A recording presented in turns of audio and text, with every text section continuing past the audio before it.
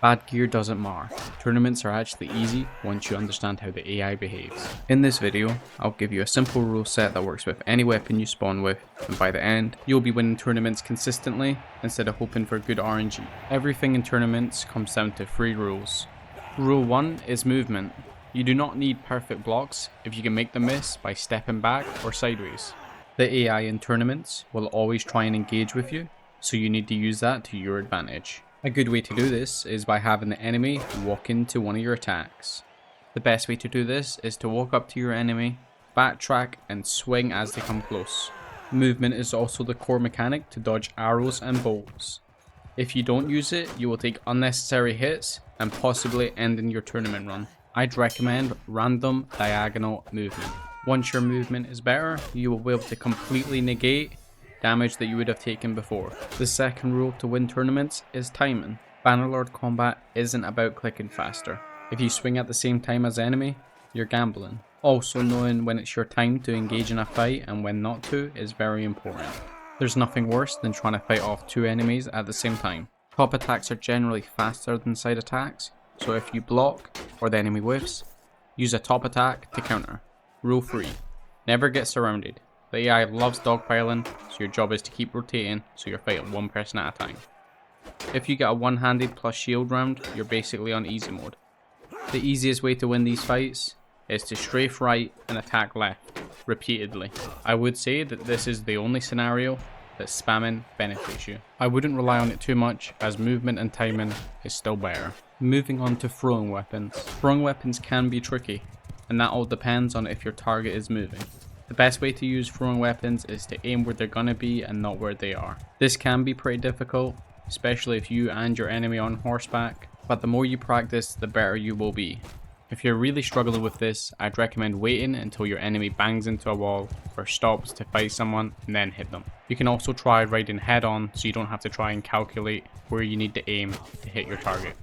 Javelins are a lot easier on foot. Just wait until they throw their javelin and then move out the way and throw yours at them. You also do more damage with javelins if you're moving forward.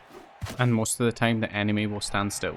With bows, the goal is simple. Don't let them rush you for free. Don't panic if the enemy rushes you. Just take as many shots as you can until they're close, and once they're close, use your melee weapon. Normally you spawn in with a crap bow, so getting closer can be helpful. The easiest targets to hit when using the bow are other bowmen, as they're focused on other enemies. If it's a 1v1, then just use the same strategy that we used with the thrown weapons. Wait until they shoot at you, move out the way, and then shoot at them. I'd always make sure to aim for the team that has the most enemies alive, as you don't want to be fighting 4 people at the end by yourself. Also watch out for horses flanking you, as you do not want to be hit from behind. Team fights are a little bit more tricky.